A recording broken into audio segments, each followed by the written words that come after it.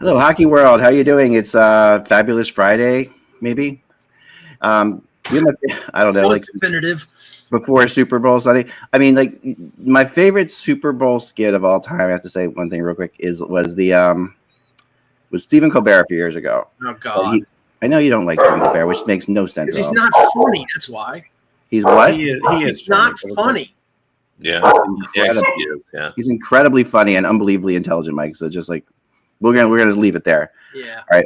Please. But a few years ago he had the thing where he wanted to put out tweets about the Super Bowl, and Twitter had this thing that hashtag. Oh my gosh, my dogs are making me hashtag Super Bowl was not allowed, right?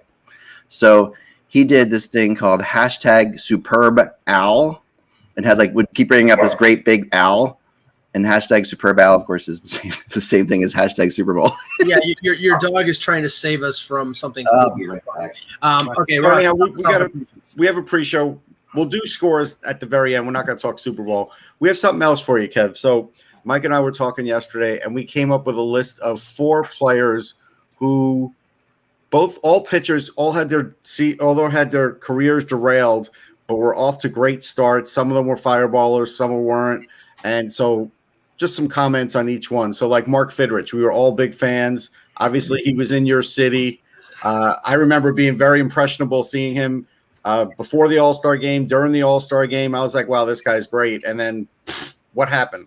Yeah, well, I know how he died. I meant his arm. Yeah, no, his arm. He had arm issues, and this was before we had Dr. Andrews, and we knew how to deal with those kinds of things, and he kind of flamed out early. But what I remember about Fidrich is his career started when I was in college, and I went down and actually did a pretty major piece on him because he was such the talk of Michigan, therefore the talk on campus, and he was the most delightful interview because he talked to the baseball on the mound, and he didn't mind talking about it. He just talked about confidence, and if he talked to the baseball that he felt like that he was reminding himself what he was supposed to do, and it was really entertaining, and it was just a kind of a different era in sports when it wasn't so serious and people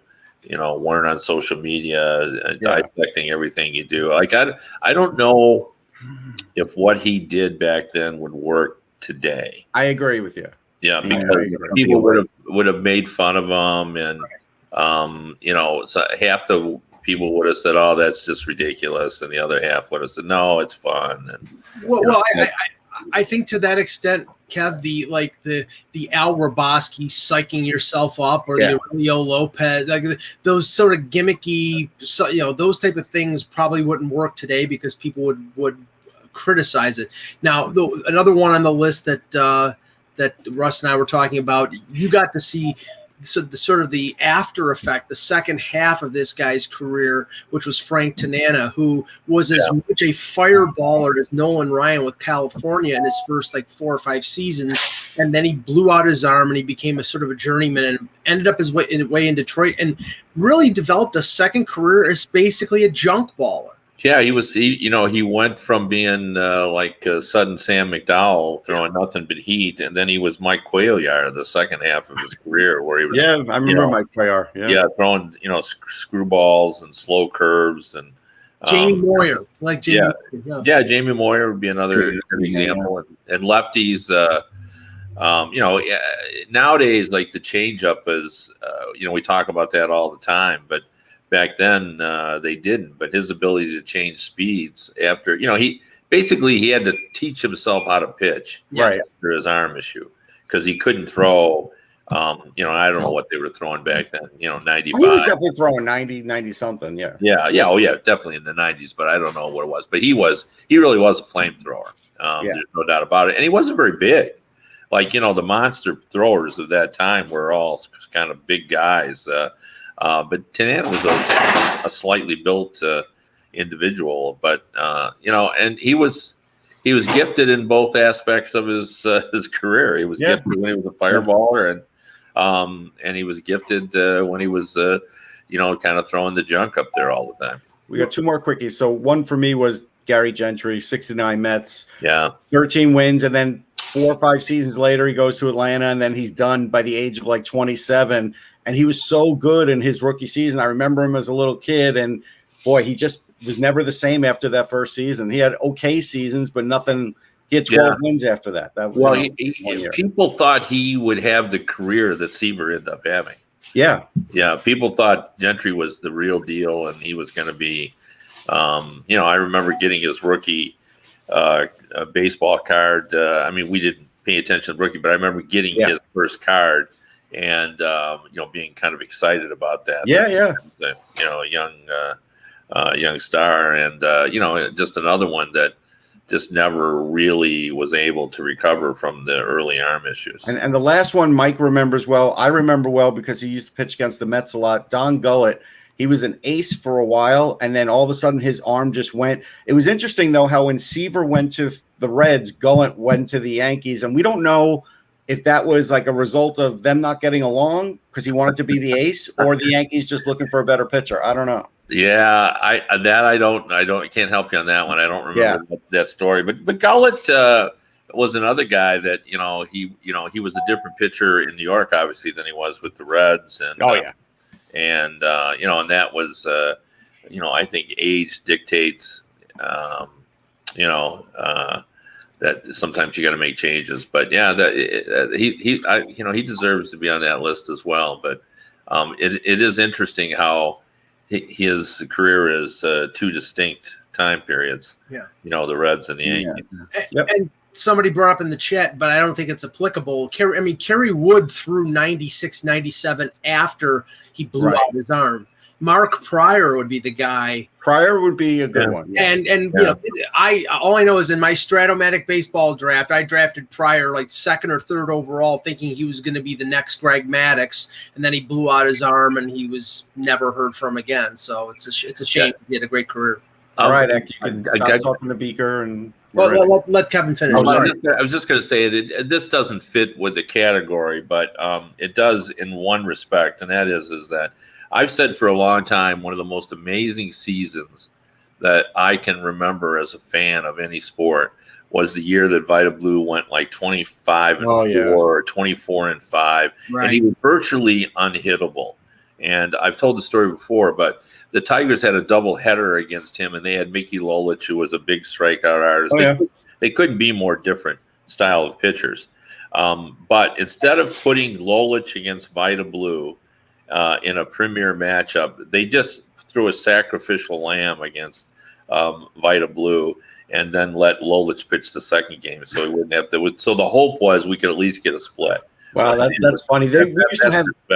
We used to have intense arguments about who was better, Seaver or Vita Blue, and I think that was one of the All-Star lineup. Like I think 73 All-Star game may have been like Seaver against Vita Blue. One of those was, and we had great arguments about it. Well, I brought him up though. I always felt like Vita Blue didn't achieve the success that I thought he was going to achieve based on that season. And he was okay with the Giants, but he didn't. It wasn't like he had a bad career. I'm just saying.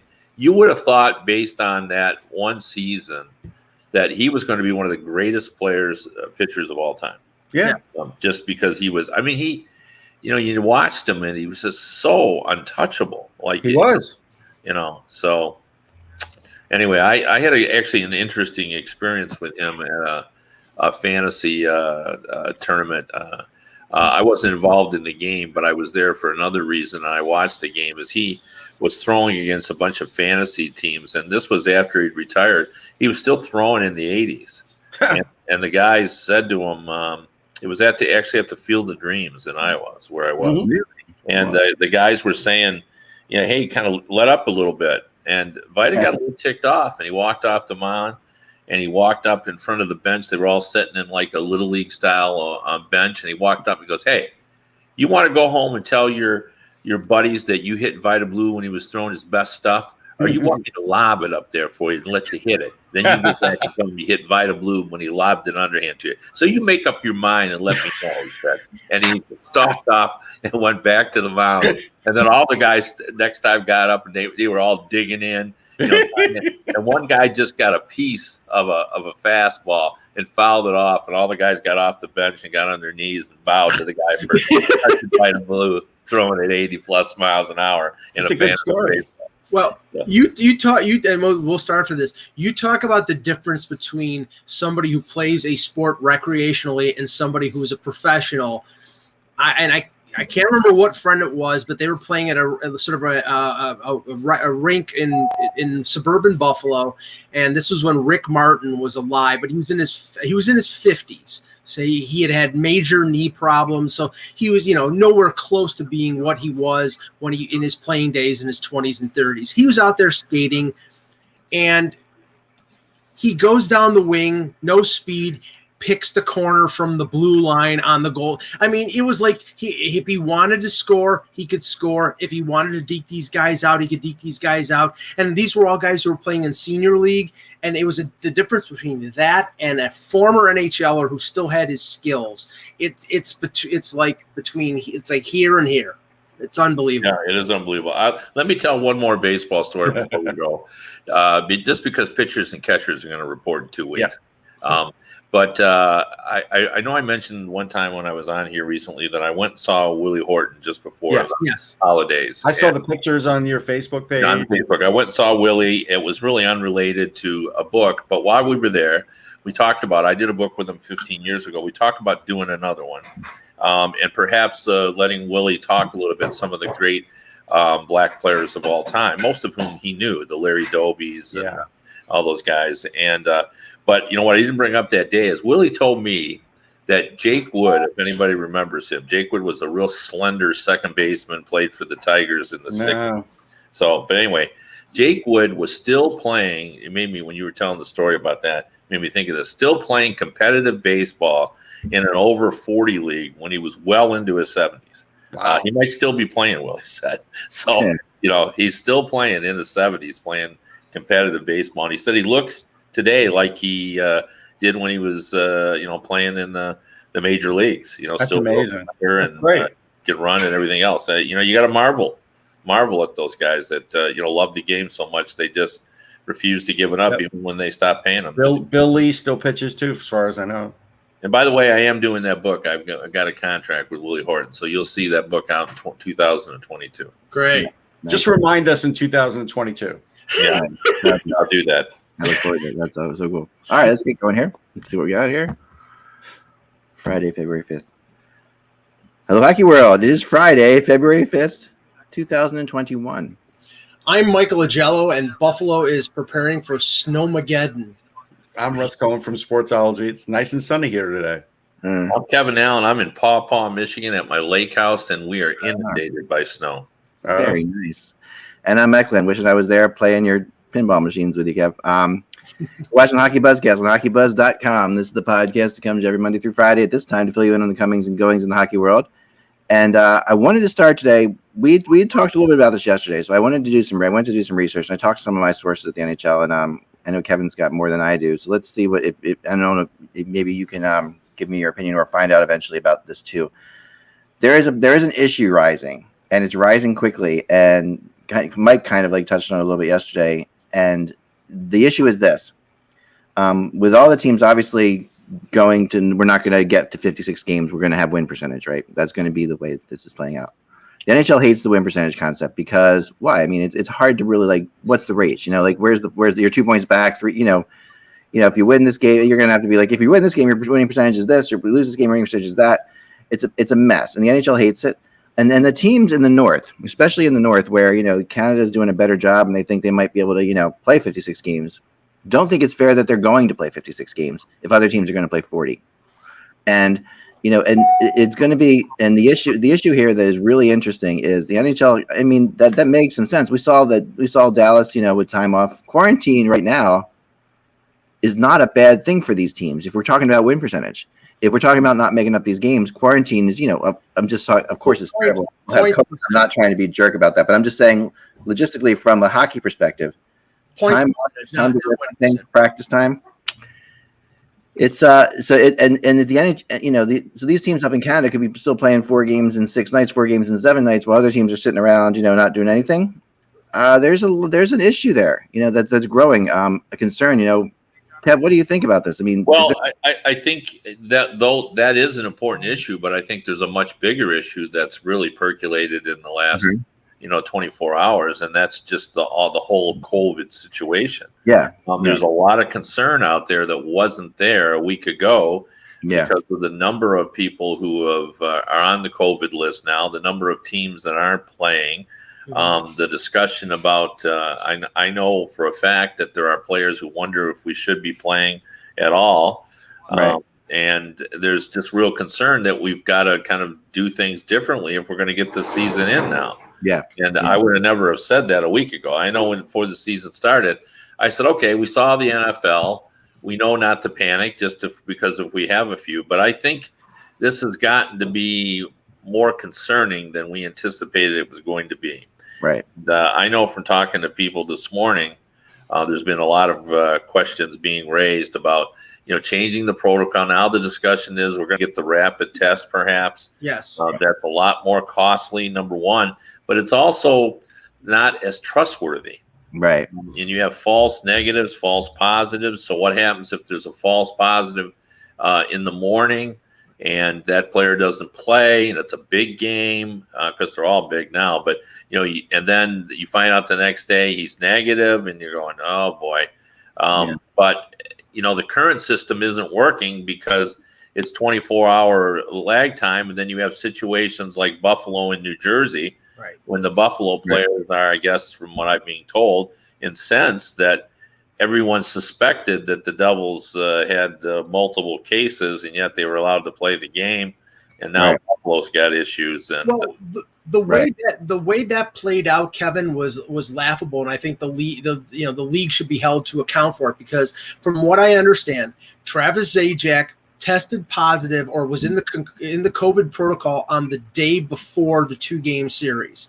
He didn't play. They sequestered him. They played the game on Saturday. Kyle Palmieri tested negative before the game, tested positive after the game. And then the Sabres were basically asking the NHL and the Devils, what's going on? Give us more information here. Should we postpone the game?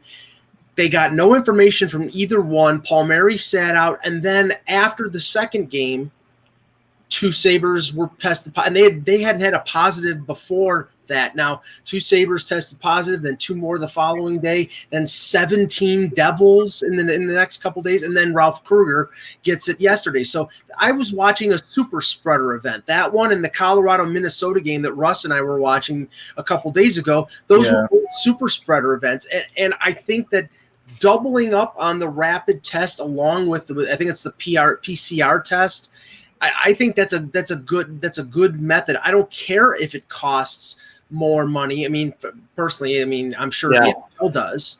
Yeah, I think they do, but I think the bigger concern is the fact that some people have said it's only a 50% reliability. Right. For this. 50% is not good. No. But they're doubling up. They're not eliminating the other tests. They're doing the rapid and the right. But that's going to have an impact on competition. Yeah, but Mike, you could do the other test and flip a coin, and it's not any better, really. Sure. Yeah. I You're right, because I have heard 50%. On the other hand, it's got to be better than that, or they wouldn't be doing it. You would hope. But this is where I think, maybe down the line, if this continues, that might be the approach that the NHL takes. But just what happened yesterday in terms of what the NHL announced tells me they're not ready to say we're going to limit it to 40 games or whatever, because in the interim, while Colorado and Minnesota and Vegas were all shut down for a week, they rescheduled St. Louis and Arizona to move games from March into February. So that tells me they're still trying to get 56 games, and they will probably do so. And I think the only thing that they're going to do right now is if games down the line are meaningless, meaning like the equivalent of the Cubs versus the Pirates. I've heard that too, yeah. That they'll just not play those games. Yeah. They still have to stop the bleeding before they can address all that. And they definitely have to stop the bleeding. Yeah, I think that's has become a big issue, and I think there's a lot of discussion about it. I saw the quote from Bill Daly to Pierre LeBrun, and I thought it was telling when he basically said, and I don't remember the wording of it exactly, but he said everything's back on the table. Right. Yeah. We're gonna start, basically going to say, okay, if we were starting today, what should we do? And I think they've gone to school on this. And as much as I used to say, well, we learned from the NFL, but it was going to be different because they're only playing 16 games and we're going to play 56. And I said, we got to expect that players would be gone for multiple games, not just one, like in the NFL. But it's been even greater than that. There's been, the number of instances has been greater than I thought it was going to be. And I was probably naive, but I bet I wasn't alone in thinking that the NHL players were going to be better at staying away from COVID than they have been. And maybe it's not their fault. Maybe this reflects their families. I mean, no. I think the fact that it's now said that the COVID-19 strains are more transmissible, right? So everyday life, like I was watching a thing now where the guy said, I don't even go to the grocery store anymore, and he is an epidemiologist. Wow. If there's a guy who knows more about it than most people, and he says that he doesn't go to the grocery store anymore, I think that tells you something. So there was apparently a medical study involving the NFL and the CDC where they came to the conclusion where COVID couldn't be transmissible on the field. But the only problem is that the NFL is playing in the outdoors, right? And that's why, we've seen the most recent protocols where they're taking out the glass and they're going to have air filters and things of that nature. I mean, I think it's worth a try. I just don't know whether, honestly, you have to admit, based on the example of Buffalo, New Jersey, and Colorado, Minnesota, that it can be transmitted during a game because there's no other explanation. I would say this.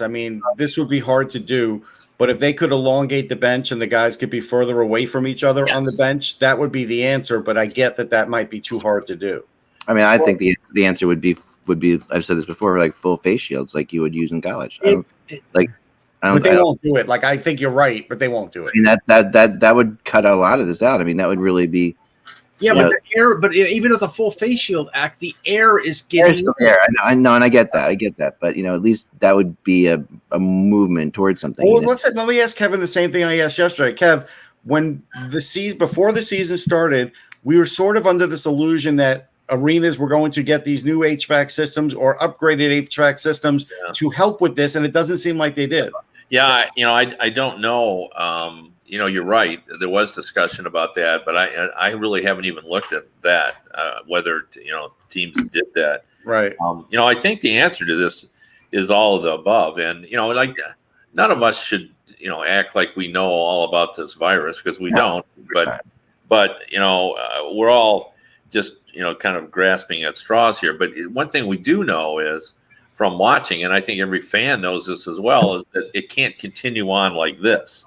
It has to get better. We can't continue to have for the rest of the season 3 and 4 and 5 teams out not playing at the same time, because we'll never be able to make them all those games. And that leads us right to where Eklund started this conversation: is what are we going to do when we get to the end? And we got some teams with 43 games and some with 49. And will that become an issue? I think it already is. Right. Yeah, I think they are going to address it, but I think the bigger concern now, from what I'm hearing, is, there's probably, I would guess, there's a summit going on as we speak in terms of, Donald Fear and Gary Bettman and Bill Daly and experts. I guess Fauci, wasn't Fauci the NHL? Yes. Guy? All those people are probably discussing about what they can do, because as I said, we can't continue on like this, right? And have a kind of season. We have to, at some point, get to the point where we're playing 98% of our games. Well, I think we are where we are right now in the NHL, where we were in, I would say, late July, early August with Major League Baseball, and Miami and St. Louis all shut down, and everybody thought there's no way they're going to finish the season, and then it sort of cleared up. But the only difference is we're in February right now as opposed to August, and we're playing indoors instead of outdoors. But you look at what's going on. Mike, just to go along with that for a second, the thought about that too is that as crazy as it sounds, there's going to come a point where I'm not saying a lot of people are getting vaccinated yet, but you also are seeing cases drop a little bit, and some people are saying the case dropping is just the idea of it's out there. Enough people have gotten it already that it's going to start dropping. Like the people who are going to get it are going to, or the people who are not living carefully are not going to get it again. Well, that's what I was going to ask Kevin, because I mean the difference between the NHL and the NBA right now, because in the NBA the players on the bench are sitting further apart from each other with masks when they're not playing, as opposed to players in the NHL that are sitting shoulder to shoulder on the bench without masks. So I think that's a contributing factor. But at a certain point, don't you think the NHL has got to say we've got to get the vaccine for our players? Well, you can't jump the line, and I don't think they're going to do that. I just don't see them doing that. Yeah. But I mean, I like even the simplest things like they aren't doing. And this, I hated this in college football in particular, and the NFL as well. Is coaches that think they have to pull their mask down, and they do it in the NHL too, to talk. I know, what? Carry on a conversation in a mask. Why can't they? I'll do it every freaking day. I know we sit there, and I don't understand why they all feel they have to pull the mask down to talk to the. I know Brindamore was doing that last night. It was driving me crazy. Well, what's the deal? Like, why can't you do that? Like, I guess I'll tell you what it is. They want the ref to see the frustration on their face, but if you're yelling through your mask, I think they'll get it. Wave your arms then. Right. I think you'll get it. I think you will get it too, because aren't we all getting a little bit better at reading people's eyes? Like I am. Yeah. I mean, that's the situation. Sure. You're definitely. I couldn't before. I couldn't necessarily tell what my wife was thinking if she had a mask on. That made me crazy. I'm like, geez, I mean, I just, No, we all know what our wife. Heck, there's not a man in the world that knows what their wife is thinking. I don't know. I know. Well, I know how that sounded, but what I meant. It was a really easy shot, so thanks for taking it. But I have no expertise in this. I pay a lot of attention to what people around me think, and really do my best to help them in any way again. And it's hard to it makes you crazy, like not being able to read them. It's better, it did for a while. Now I'm starting to not feel that anymore. I'm starting to really feel that I can read them better. I agree with you. Yeah, what I mean. When you've been back when I was going to the supermarkets, now we've gone back to ordering and having it delivered. But like when you went down an aisle and you wanted to say you're sorry, you tried to say it extra loud because because you're afraid that they're going to just think you're an ogre. I don't want people to think that I'm being rude. So Just from the media perspective, I have to tell you the number of Zoom calls that I've been on with people who are in the arena, and because they're in the arena, they're wearing the masks, and it's very you can't hear what they're saying. I mean, that's how it sounds. You can't understand them. Yeah, I guess that. I don't know. I'm now. I mean, when at first, like Russ and I are we're good 10 feet apart or something like that. Right, but if we're going to ask a question, we could go out in that other area where we're allowed to eat. We can't, but you and I now talk to each other during the games. No, we do, but I'm saying if you want to ask a question during the post game, we could go to the other area where we eat and take our mask off. Right, we all have our own table. You can sit at. Yeah, that's true. You can do that too. Yeah, there is a way. I think that the NHL is going to try to do everything they can. If they don't play, that brings up all kinds of things about paying the players and all that stuff is going to come. But Eck and I do talk loudly. We're kind of like the crowd noise sometimes. I feel weird. I mean, we try not to talk loudly, but it's just we are a little bit away from each other, and the arena is freaking dead silent. So it's hard to not be heard. But we're kind of off. But fortunately, we're off to we're on one of the ends, so we can We're not in the middle of the media. No. Let me bring up the big story of the week and get Kevin's input on it. Anthony D'Angelo and the Rangers, Kev, he's never going to play a game for them again. They've made that pretty clear when John Davidson and Jeff Gorton came out and said that earlier in the week. There's apparently clearly, based on the reports of guys like Darren Drager and Larry Brooks, there's clearly interest in D'Angelo, even though a lot of people are a little surprised that the team's going to take him on. What do you think of this situation? Well, I've been surprised so many times this season. Like I was stunned when Jim Rutherford resigned, and I was surprised that Winnipeg and Columbus could complete that deal that made that big trade. And you could really knock me over the fact that, right after that happened, I talked to a couple of general managers about something else, and I asked them about that, and I said, boy, they're going to send him home, because who's going to take that sort of issue on? And then next thing I know, they're talking about Calgary offering a good draft pick in order to get him. And I'm assuming that there's some validity to that. But I'm actually surprised. I am too, Kev. But I think it's one of those things where, like, you're car shopping and you're kind of testing it. You're maybe testing it to see how your fans are going to react. You're maybe testing it to see how the money part of it's going to react. But it doesn't mean you're going to do it until it's actually done. Well, here's my take on it. When I actually gave it some thought, I thought nobody would mess with it, because chemistry is such an important issue, and you don't want a guy that has trouble with authority, and that's been the big issue there. He doesn't react well when Quinn has tried to correct what he considers bad habits, and he just can't seem to not say the wrong thing. Yeah.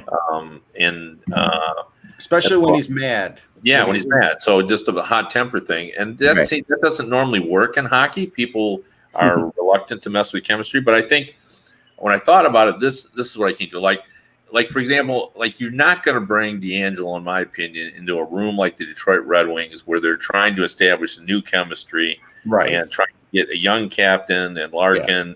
Mike and I said the same thing when we saw that report. But you might take them, Tampa. Now they're not going to do it because they got rid of him first. But Tampa's looking for a right shot defenseman. This would probably work in Tampa, because this is my thought.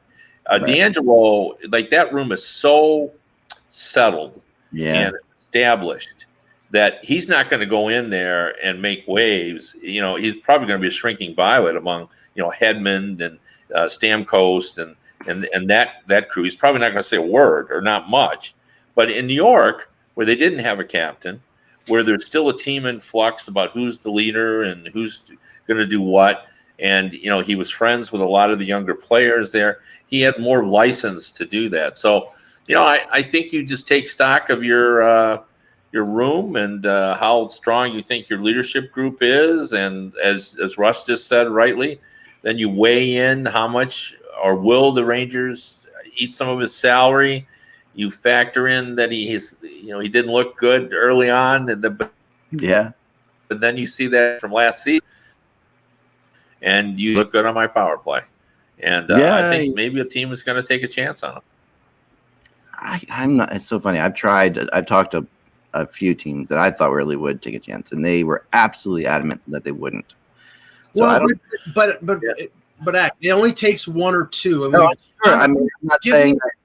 Give me $1 for every time an NFL team took a chance on a wide receiver or a defensive back or a running back who got in trouble with the law in one place, but they said, we can reform him. We can we can get something out of him that the other team doesn't, and they take a chance. And then the guy does the same thing that he did in the previous place, and then they say, oh, we've learned our lesson. But then the guy gets another chance. I mean, Pac-Man Jones is an example of that in the NFL.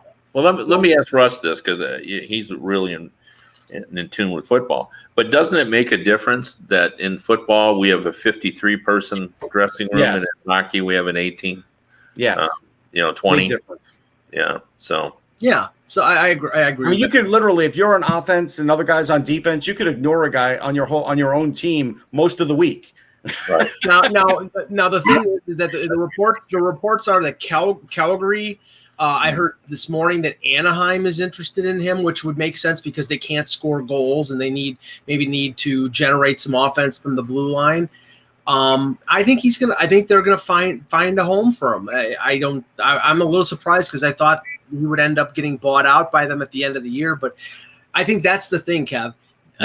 A team can trade for him, and if it doesn't work out, they can buy him out for little or no money at the end of the year. Well, there is still money. There will still be money against.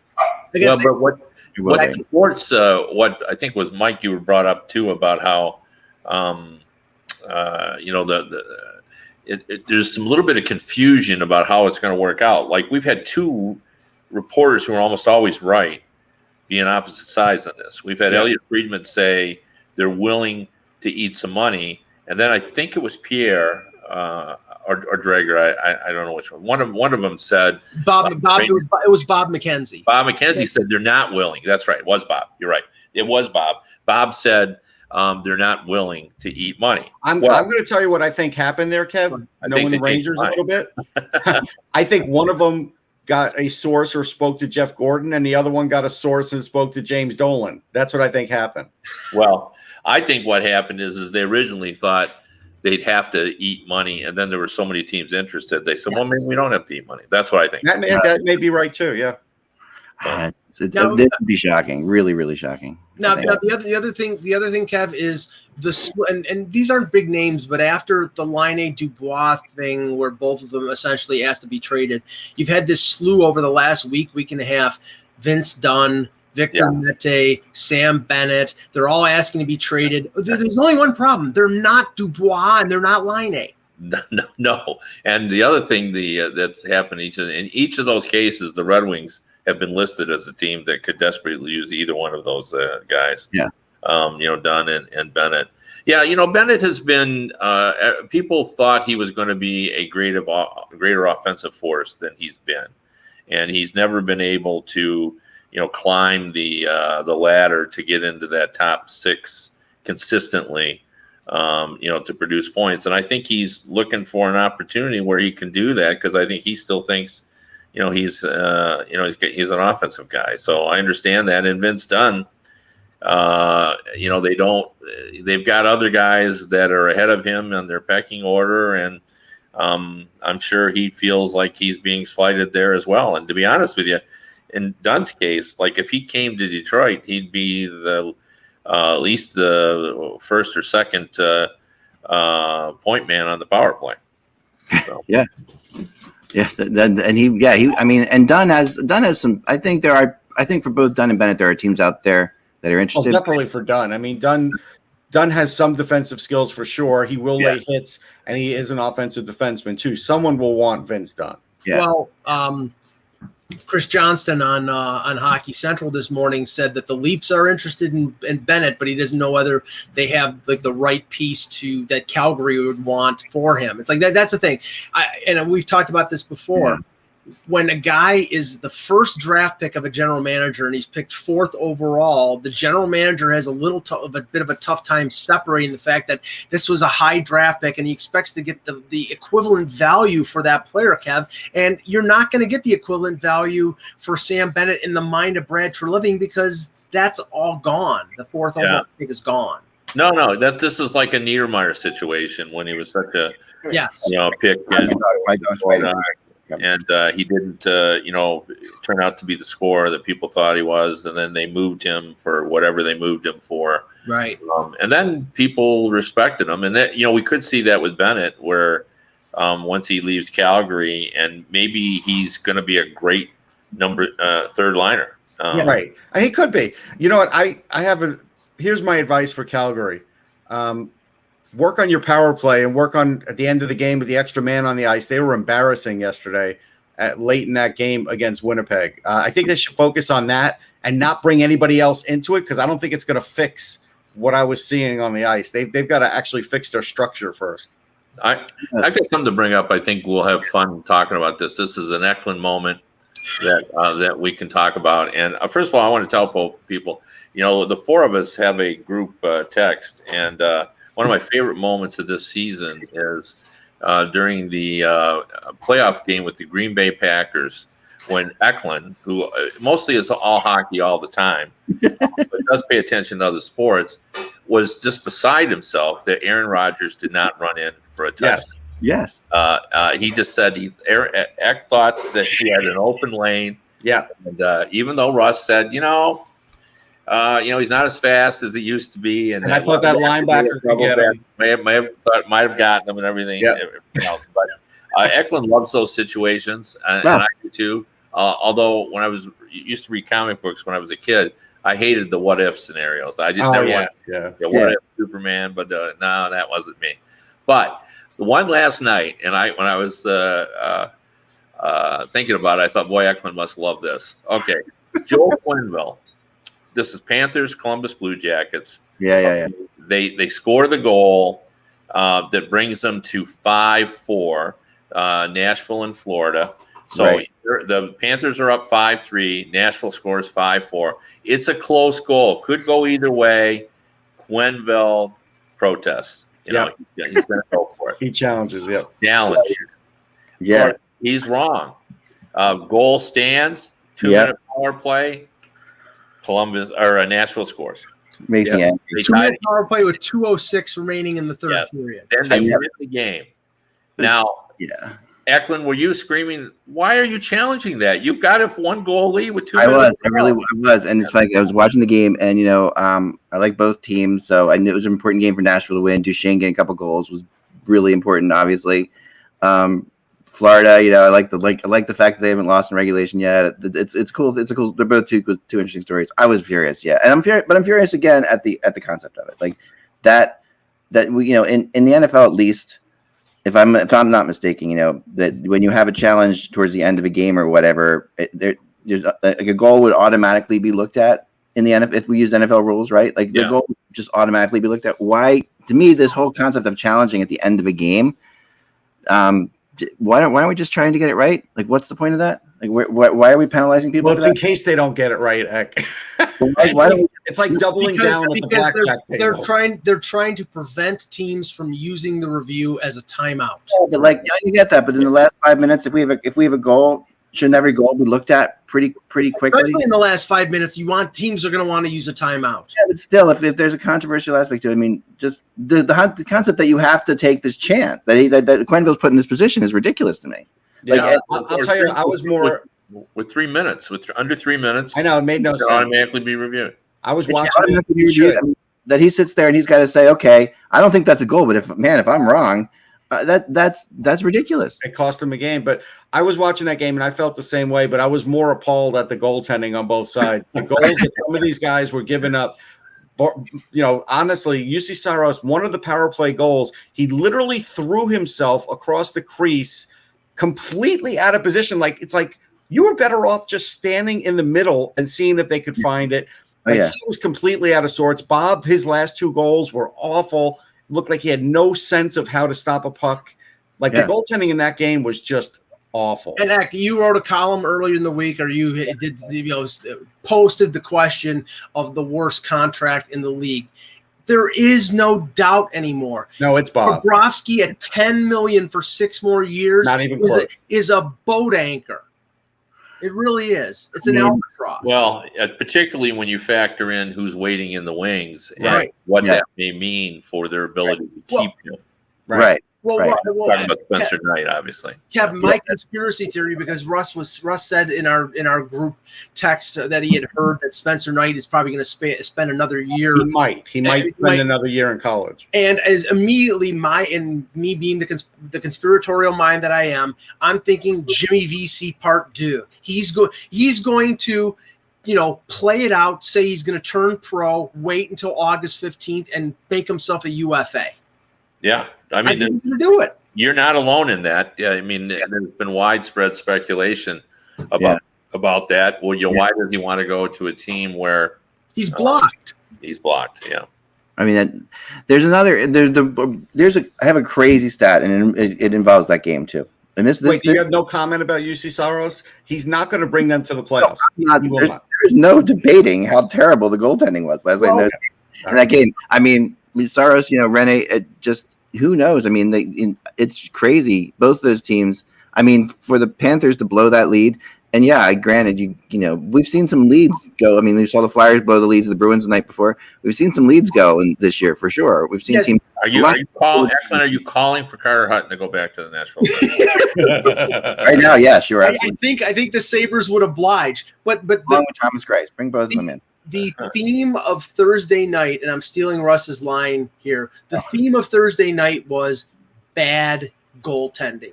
And I'll tell you, before you go on to that, Mike, let me just finish my one though. Yeah. Go ahead. And that's a great point, and I do want to get into that. But here's that game. The Predators are 5-5. Okay, they are 5-5. Sometimes we talk about teams that are better or worse than their record. The Predators are way worse than 5-5. Yeah, I mean it's not even close that they're way worse. And the proof in the pudding is I saw this and it's just unbelievable. They have led in their games 5.7% of the time, the entire season. That's tremendous stat. I love it.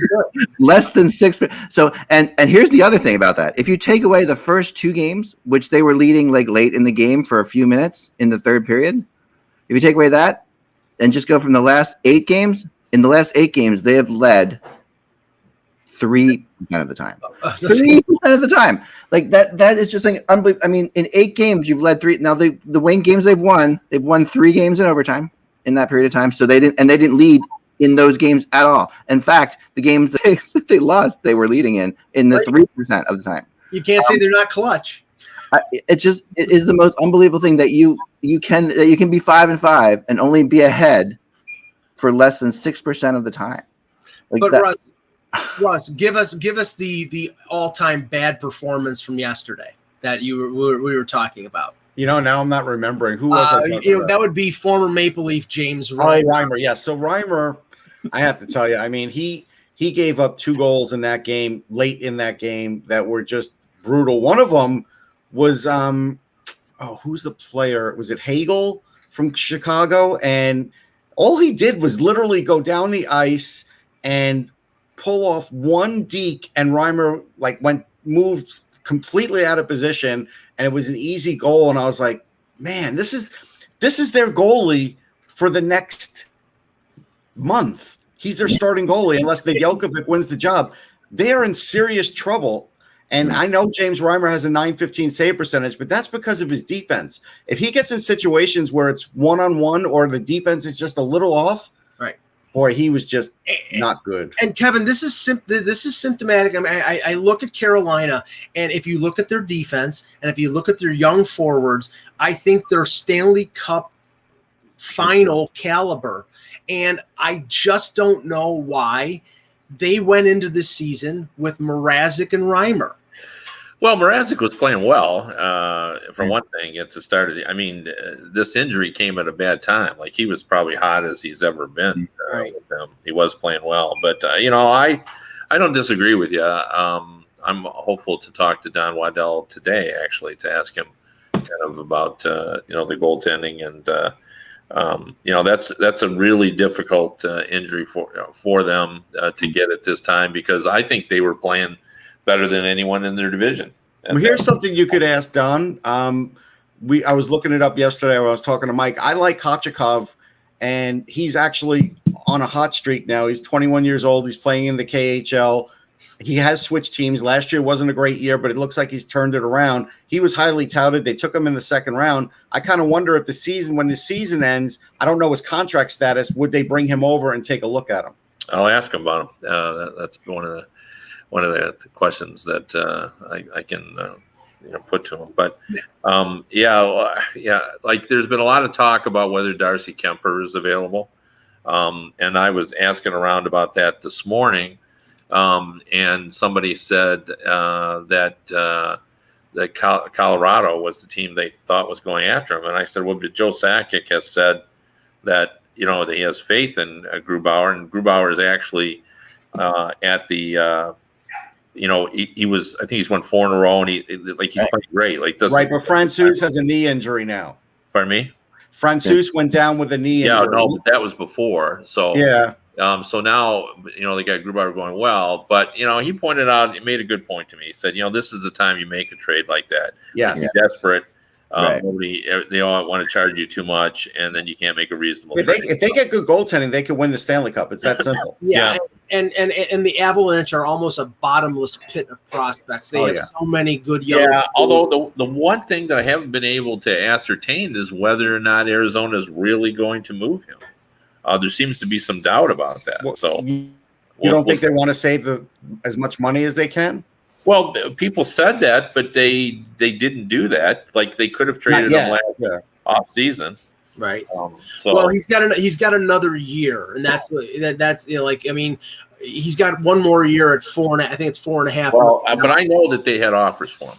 Yeah, and they were, they could have traded him, and they chose not to. So now I want to bring this up because we've talked about that this week, and again, this is it's superficial, but I think it's fun to discuss. Last night I watched a bit of the Montreal Ottawa game. It was an entertaining game. Ottawa really played well, their second win of the year. But the distracting thing, Kevin, about this game was that the Habs were wearing their third jersey, which was the blue jersey. It flipped the blue with the classic red Habs jersey. It was so distracting that I could not enjoy the game. That's how bad it was. The only one of these reverse retro jerseys, I'd say there are two. The Minnesota Wild jersey that was the green and gold for the Minnesota North Star colors, and the purple and gold Forum blue and gold of the LA Kings. That jersey, those were okay. The rest have been brutal. Yeah, capital B. And I understood why they did it, but it's just so far it's been pretty bad. Yeah, I've seen people say you're just talking to the wrong guy about that. When I see something I like I liked Minnesota's as well. I didn't mind Pittsburgh. When Dallas was thing, I thought it was kind of, the neon was kind of cool. So when I like them, I notice it, right. But I don't really care if I don't like them. It didn't bother me in the least. Russ is your guy. He once commented on a guy's pants. I did. That was talk about anyone's pants, but I think it was DiPietro. It was Rick DiPietro, yes. It was DiPietro. Where Russ commented on. But he was up in the booth. He wasn't on the ice. On the ice, I don't care what they wear. But I really am the wrong guy. But you're not alone. I see it on social media. People are outraged at some of these, and I just kind of struggle. But some of them, a couple of them I've liked. Most of them I've just said, yeah. Well, Kevin, this is the thing. The one I've been the hardest on was the Leafs jersey because they substituted the gray with the white, and the only white thing on the jersey was the patch honoring George Armstrong, and that was the only thing that you could see on it. You couldn't read the numbers watching it on TV, and I contacted a friend of mine who was in the television industry, and he's like, okay, you're in a year where nobody's in the stand and everybody's watching the games on television. Would you think that it's important that you can see the numbers on the jersey?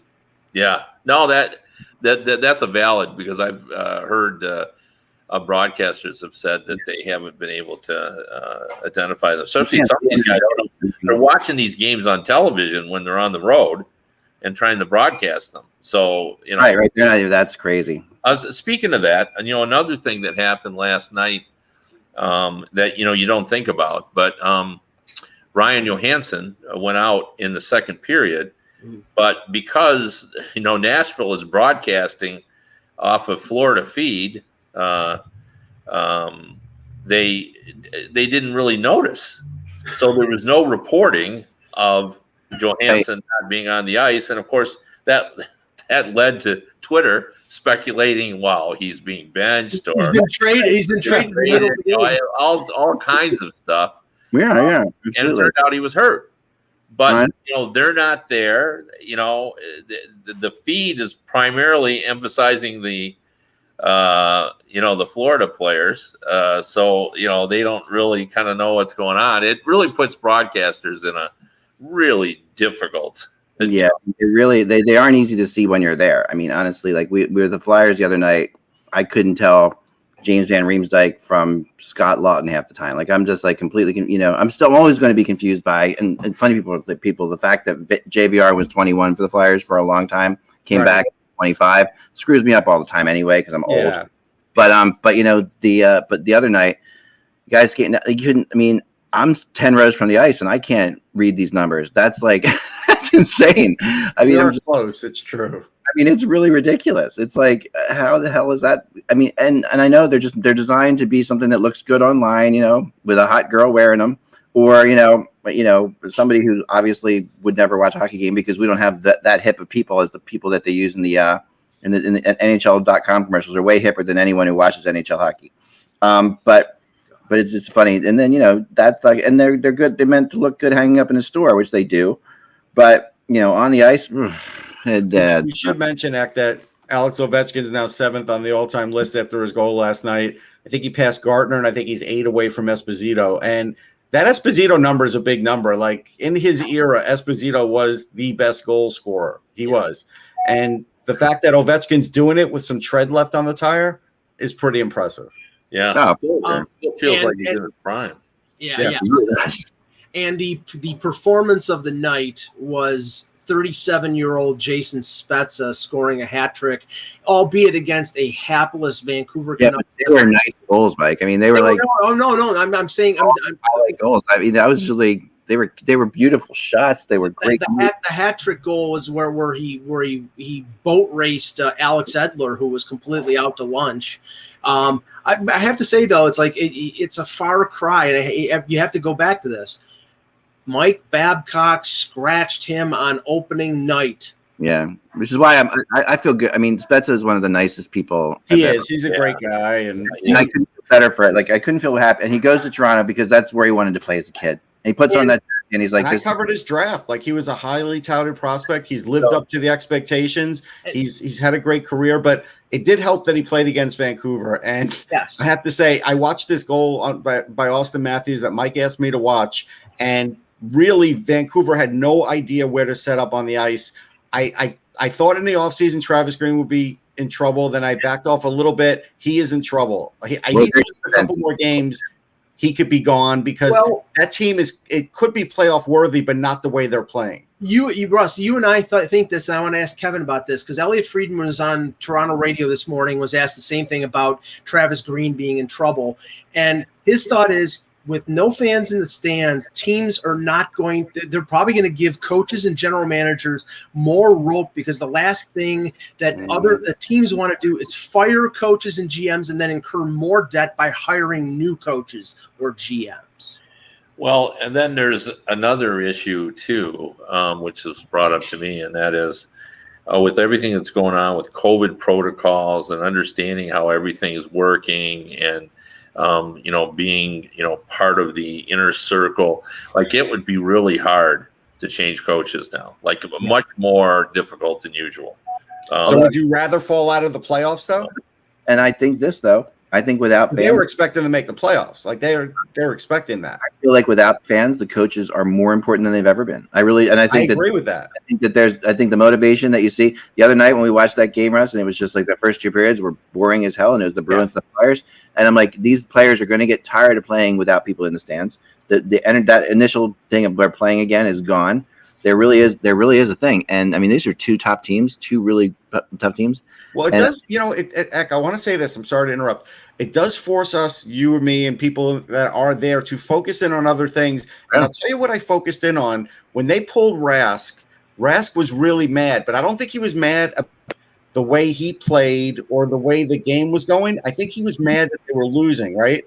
And I saw him get a pat on the head from his other goalie, and I was like, all of a sudden they scored the goal and he was like this, like he was like really psyched that they got within 1 and then they tied it, and nobody was happier in the building that they tied it than Tuukka Rask. Like it seemed to literally make his night. And Halak is a little bit older, right? And he was like sort of like, listen, I get it. It's just one of those games. And then it turned around and it really meant a lot to him. You would never see that or pay attention to that if there was a crowd because you would be distracted from that. You're so right. And remember, there was one point in the game when a Flyer player tripped a Bruin player that was like should have been called as a penalty. And Russ and I are sitting directly across from the Avengers bench, like so we can hear them talking. Sometimes it's like they're literally right.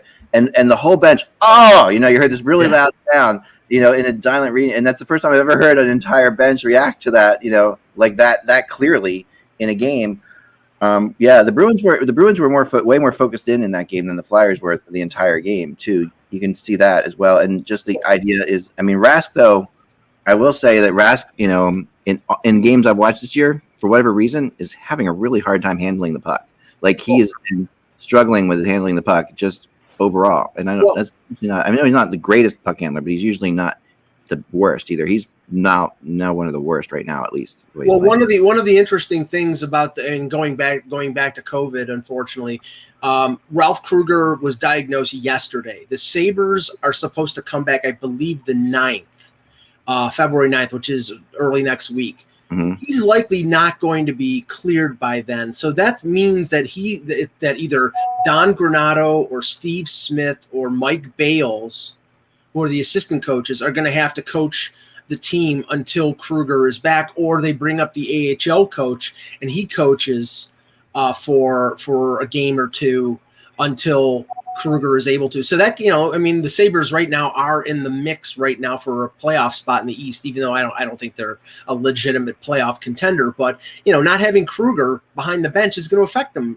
especially based on how long it's going to be. It's a big deal when the coach isn't there. You could say, well, they'll have him on the iPad or whatever, and they might, but it's not going to be the same. Did I hear right that for a while before they decided they weren't going to play Vegas's games, that McCrimmon was going to coach? He did coach one game. He coached one game, right? Yeah. Okay. Right. That's that's really like, that's how you can't bring anybody else in, right? It was the AHL coaching staff and Kelly McCrimmon coaching that one game. Frank Saravelli, if I read correctly, said today that 2 GMs have tested positive. Well, Chuck Fletcher was one of them. He admitted it the other day. Oh, okay. All right. I didn't know that. All right. Yeah. Okay, and again, I want to say after last night's game that the Florida Panthers are leading the NHL in attendance. Yeah. They are. And they're 5-0-2. What happens when they're 5-0-5? Are we still going to say they're undefeated in the NHL? Because I won't do it. I refuse to do it. In regulation. Yeah, I'm not going to do it. They have Nashville again, and that'll be an interesting one. But then they have 3 games in a row against Tampa, so it's going to be interesting to see how long they hold this not winning and not losing in regulation. Next week's schedule, though, is an interesting thing because the Devils are supposed to come in on the 11th and the 13th. Are they going to be ready to play, or are they going to have someone else for the Flyers to play, or the Flyers just not going to play anybody? Like that's At this point, schedule for a lot of teams is probably in flux. You could see another team move in like St. Louis and Arizona. And I think that's probably what's going to end up happening. Now, before we end the show, go ahead. We got to get our Super Bowl predictions in. Mm. Since you're the football expert, we'll go with you first. Again, I played 12 years of football. That's what I'm saying. I was the quarterback in my high school. I do like football. I understand football. All right, but I just, no, I think that I think this is going to be. I think Brady's going to win. I think there's something about it. I don't know. It feels to me like this is just he's going to win in Tampa. It feels like that's the kind of thing that happens during a COVID year. So give us the score. 33-28. Okay. Russ? I'm going to go 38-31 Kansas City. The stat that really got me was that Mahomes was something like 15 for 15 on third downs in the playoffs. He's like almost unflappable. And I know the line is a little beat up, but I think it's still about Mahomes. Kevin? 28-27, Brady. Okay. Yep. I have 34-31 Tampa Bay. And I predict no one will watch the halftime. Nobody. I will be watching hockey fights. Actually, they just voted. I don't know who, but a bunch of people just voted. Coldplay was the best halftime show ever in the Super Bowl, in the history of the Super Bowl. And I was like, oh, my goodness. Oh, really? Please. I don't know who the halftime is. Who is the halftime? A guy named something called The Weeknd, which are it's a more. Kev, you didn't see 100 of those commercials even on the NHL I mean, network? guys like my daughter and stuff like Everybody's walking around whistling and singing his song. Fired up about it. I mean, we're old. He's got one. I get it. But my daughter. Here's the funny thing: how many people from your daughter's age to the age of 25 are hardcore football fans? No, but they're actually going to pay attention. They will watch the Super Bowl. They will. Like my daughter's coming home from college to watch the Super Bowl. She just wanted to do it. It's like, and she's. It's just it's a American thing. It's weird. All right. And in Buffalo, the pizza places are taking orders for Sunday now. They're booking up their orders on Thursday. Oh, listen, I ordered my wings on Tuesday, Mike. I had to order them on Tuesday if I really wanted to make sure. There's one wing place here that is like better than everybody else, and I had to put the order in on Tuesday. We should have talked about this yesterday because our guest Dave Cook has played the Super Bowl with Taylor Swift as a yeah, that's true. Pretty funny. And I wonder what that. You could have asked him what that was like, because I really that's got to be an insanely crazy thing in normal. I mean, this year is going to be different, but in a normal time, my gosh, I can't imagine. All right, guys, that's all the time we have. Kevin, thank you. It's always wonderful having you here. Remember, folks, without the buzz, it is just hockey. Have a great weekend. We will